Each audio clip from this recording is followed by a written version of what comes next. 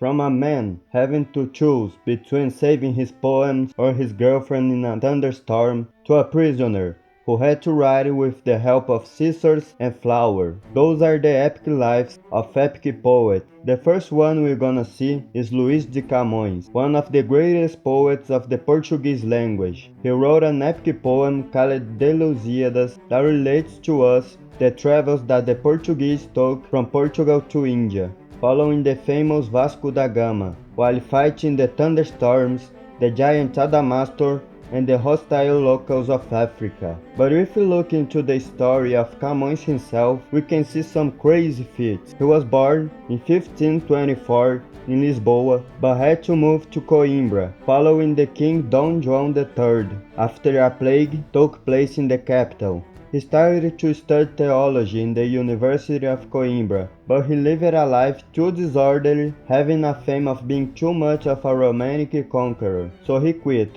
and started to study philosophy and to write poems. He also frequented the Portuguese court, attracting noble ladies like the daughter of the king, Maria, and the servant of the queen, Catarina de Altaide. Camões, then, was cast out of the court and exiled to Ceuta, but returned later. When he was in a sarau, a party, a Spanish man named Juan Ramos challenged the poet to a duel as he was offended by one of Camões' poems, and the Portuguese won the duel but went to prison. The ladies in general loved the poems of Camões, but as he was persecuted by a lot of people, he decided in 1547 to enter the army. He indeed fought for 2 years, and in a campaign in Morocco he lost one of his eyes. Later, he returned to Lisboa and again got into trouble, hurting one of the king's servants, and went to jail again. In this meantime, he wrote the first canto of the Lusíadas. He also saw combat in India and in the Red Sea against the Ottomans. He spent a time in China, in the city of Macau, where he wrote 6 more cantos of the epic poem, but in a voyage returning to Goa, his ship started to sink. The legend says that he had to choose between saving his Chinese lover, Gina Mene, or his poems. He was able to save himself by swimming, but Gina Mene drowned. When he reached Goa, he also received the news that Catarina de Altaide had also died prematurely. The end of Camões was very poor. He died without even having a cloth to cover his body.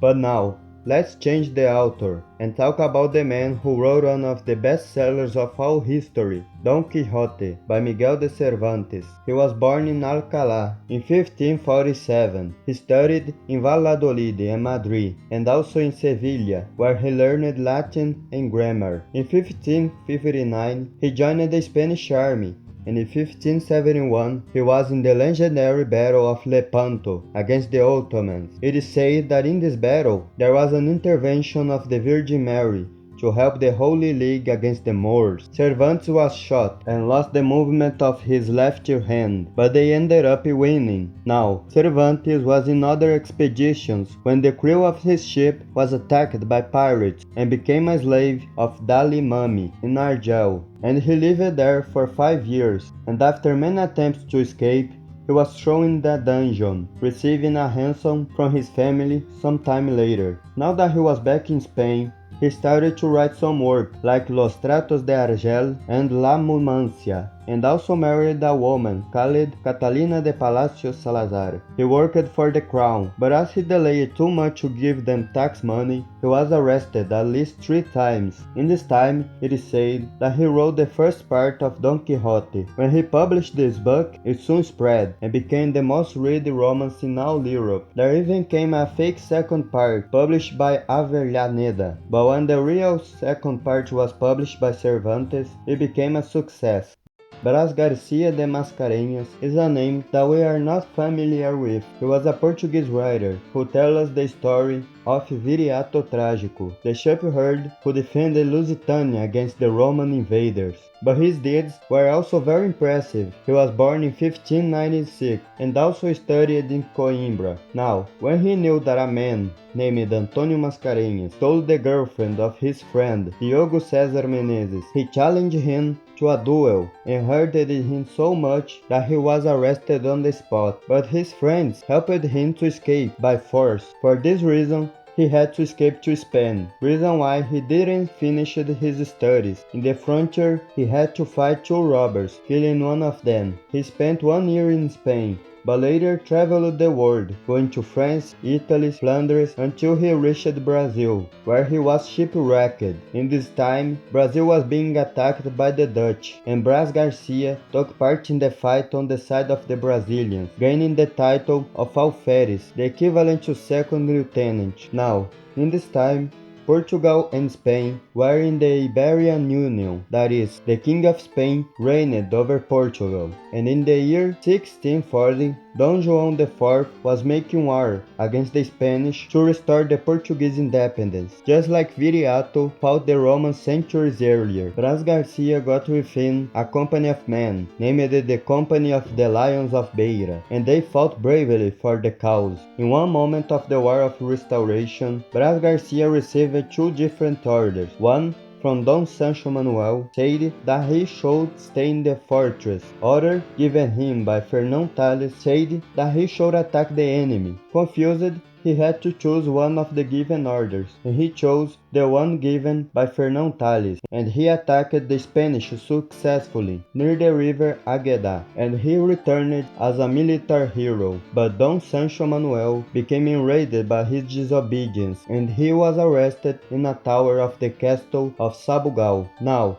in this prison, he had no paper or pen to write a letter defending himself, so a friend of his sent a fake soldier to the Sabugal to communicate with Mascarenhas by signals, and they got him 3 objects: line, nails, and scissors, with the excuse of needing to mend some clothes. He used them to receive a letter from his friend, telling him to write a letter to the King John IV. So Mascarenhas asked for 2 new objects: a religious book for, open quote, his consolation, and wheat flour. He then used his scissors to cut the letters of the book and used the flour to glue it together, reading with it a letter that will be sent to the king. This letter was the poem of Viriato Trágico. He then received the pardon of the king, became a knight of the Order of Saint Benedict of Avis, and also got other honors. After those adventures, he retired to a private life and married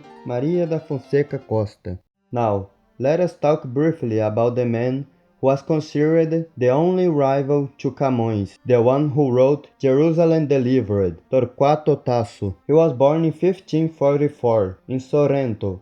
Son of nobles, his mother died in 1556, and his sister barely escaped the Ottomans, who invaded Sorrento in 1558. But compared to the previous poets, he lived a less turbulent life. But mentally, he was the one with the most problems, as he was extremely paranoid that his works would lead him to be target of the Inquisition. He probably suffered from schizophrenia. For this reason, he always delayed the publishment of his work and was put in madhouses or in monasteries, and some friends got his works and published them without him knowing. He ended up living poorly for a while and started to beg for favors in various courts until he got a papal pension with the help of the Cardinal Pietro Aldobrandini. The Pope even decided to crown him the King of Poets, so great was his poem, but he died earlier in the monastery